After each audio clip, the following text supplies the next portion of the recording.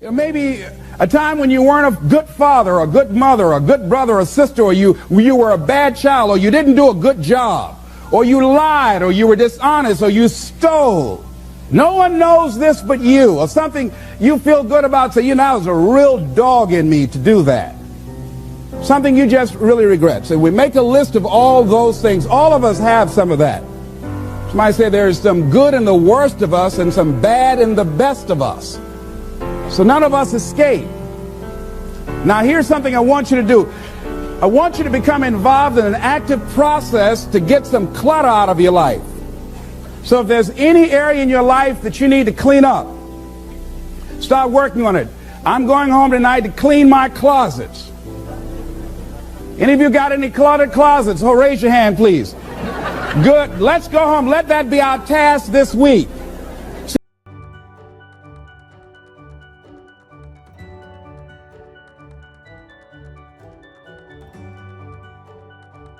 See, the first law of the universe is order. Go home and clean the closet out. Get the clutter out. Start letting some of this junk go to make some room for something else. Do that with people. There's some people who's cluttering up your life. They serve no purpose whatsoever. They're just holding and occupying a space that somebody useful, positive, nurturing, and contributing could be holding that space. You don't even have time to look to see what else is out there because you all have all of these people surrounding you that's not enabling you to grow. So look at what is it I need to get out of my life. Just start cleaning this stuff out. Getting the drawers together, your dresser drawer, just getting stuff together. Just get them together. Maybe your car. I got to clean my car too. Got a lot of stuff in there. I live in my car. You know, can't put anything in my trunk. I got all kind of little things back there. 2 of my children back there in the trunk, you know. Everything, stuff everywhere. So I say, hey, let me just get this together. See, whatever you have in your environment is a reflection of your consciousness. So you got all that chaos there. That represents some disorganized, cluttered section of your mind. So let's get all that out of there, all right? Work to get that out, clean that up. Anybody that you feel very strongly about, have some negative feelings about, let's look at some good reasons to forgive them. Number one, you must try and see what has happened or see things from that other person's point of view. Let's look at it from their point of view. That's one area. That's number one. Then number two, holding a grudge hurts you.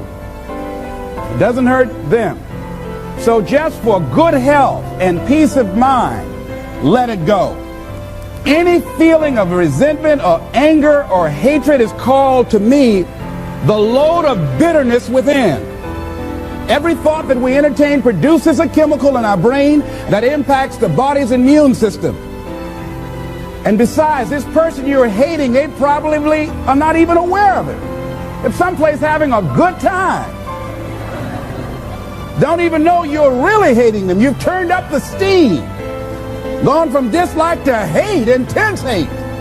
And here you are killing yourself, making yourself vulnerable to various types of illnesses, putting yourself in bad health. And I say that person is not worth your sacrificing your health or 1 minute of peace of mind.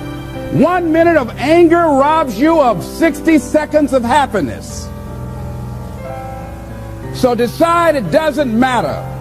Let it go and experience the dignity and the magnanimous sense of character of being big enough to move on and get on with your life.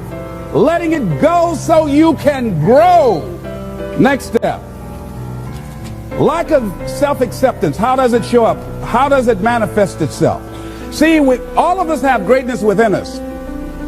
But when you don't come to grips with your greatness and you don't work to develop it, if you're not seeking it out, if you're not finding where it is, if you're not trying to locate it, if you're not experimenting with your life to try and find out what fits for you, I'm saying that you're positioning yourself to be a miserable person, an unfulfilled person.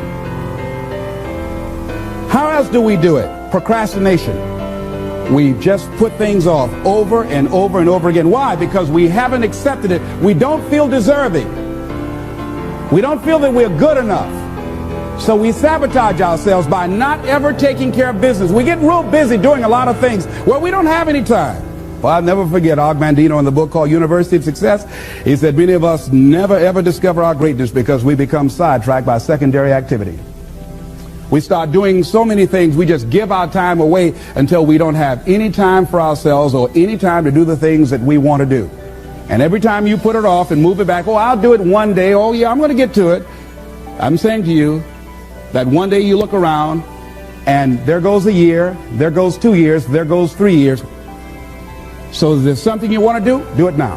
Do it right now. Don't put it off. Start right now where you are. There will never be a perfect, ideal time. Whatever you have going for you right now, that's enough. Work on that idea. Work on it, work on it, work on it.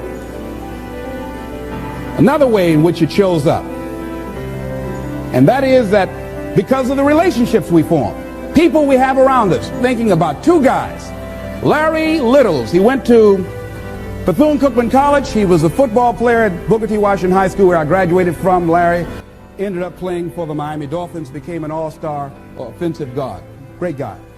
Larry really wasn't the most talented guy in that position at Booker T. Washington High School. There was a guy named Willie Covington that was far more talented. He was stronger physically. He was faster. But Willie Covington never, ever made it out of high school. Why, Les?